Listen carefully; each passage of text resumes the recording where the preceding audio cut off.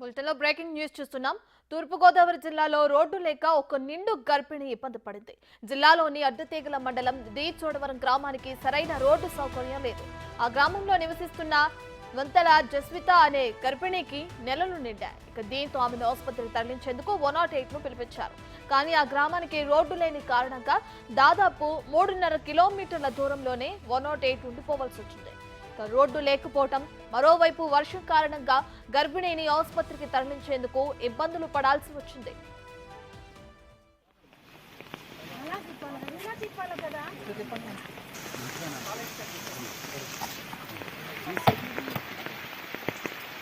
ఎట్టకేలకు 108 సిబ్బందితో పాటు స్థానికులు గర్భిణిని డోలీ ద్వారా తరలించారు. 108 వాహనం వద్దకు దాదాపు 3.5 కిలోమీటర్ల మేర మోసుకుంటూ వెళ్లారు. తర్వాత అడ్డతీగల ప్రభుత్వ ఆసుపత్రికి తరలించారు.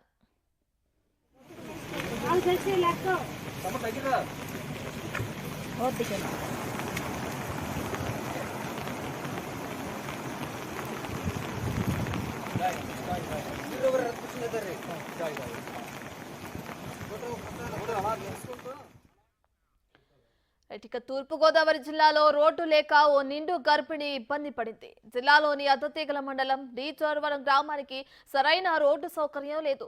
ఆ గ్రామంలో నివసిస్తున్న వంతల జస్విత అనే గర్భిణికి నెలలు నిండాయి. దీంతో ఆమెను ఆసుపత్రికి తరలించేందుకు 108ను పిలిపించారు. కానీ ఆ గ్రామానికి రోడ్డు లేని కారణంగా దాదాపు 3.5 కిలోమీటర్ల దూరంలోనే 108 ఉండిపోవాల్సి వచ్చింది. రోడ్డు లేకపోవడం, మరోవైపు వర్షం కారణంగా గర్భిణిని ఆసుపత్రికి తరలించేందుకు ఇబ్బందులు పడాల్సి వచ్చింది.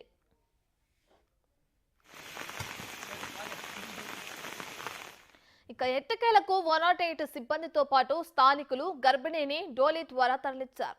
108 వాహనం వద్దకు దాదాపు 3.5 కిలోమీటర్ల మేర మోసుకుంటూ వెళ్లారు. తర్వాత అడ్డతీగల ప్రభుత్వ ఆసుపత్రికి తరలించారు.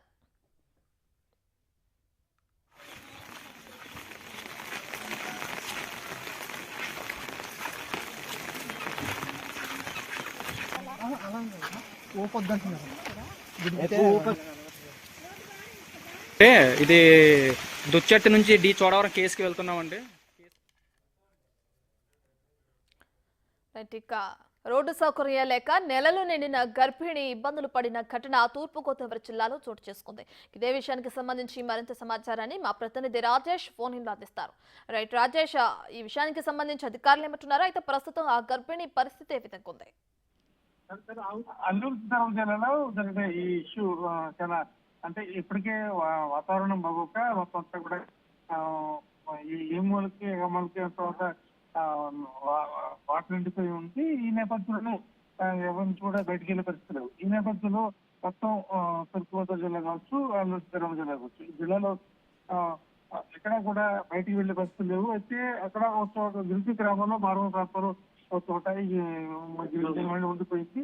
ఇంకొస్తే వెంటనే కంట్రోల్ రూమ్ ఫోన్ చేయడంతో అక్కడ ఐటీడీఏపీఆర్ రామచంద్రం రావడంతో ఆవిడకి ఫోన్ రావడంతో వెంటనే అక్కడి నుంచి ఎన్డీఆర్ఎఫ్ బలగాలు వెళ్లి ఆ పిల్లలను ఆమెను రక్షించి తీసుకొచ్చి ఆమె ప్రభుత్వ ఆసుపత్రిలో వైద్యం అందించి తిరిగి మళ్ళీ పంపించబడుతుంది.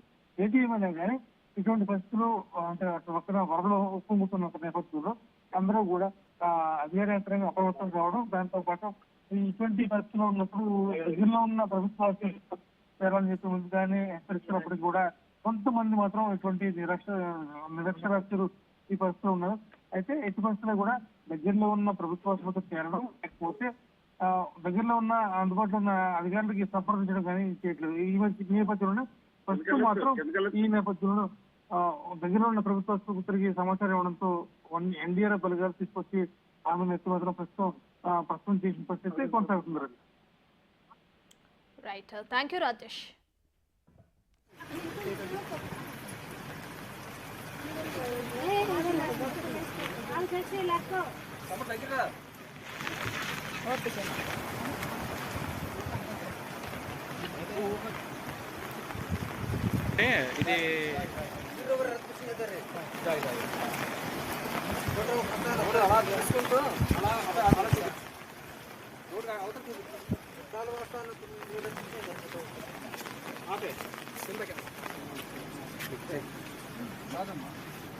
అలా